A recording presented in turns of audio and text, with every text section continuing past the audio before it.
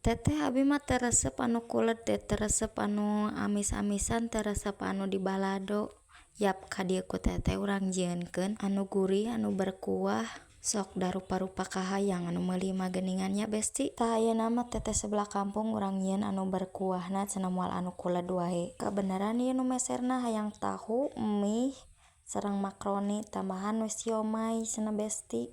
Rupa-rupa anu kahayangna teh geuningannya besti, tapi dituturkeun we teteh seblak mah sok kumaha selera anu meser, moal tuluy-tuluyan we hayo jadi seblak kulet. Da geuning aya nu resep aya nu henteu.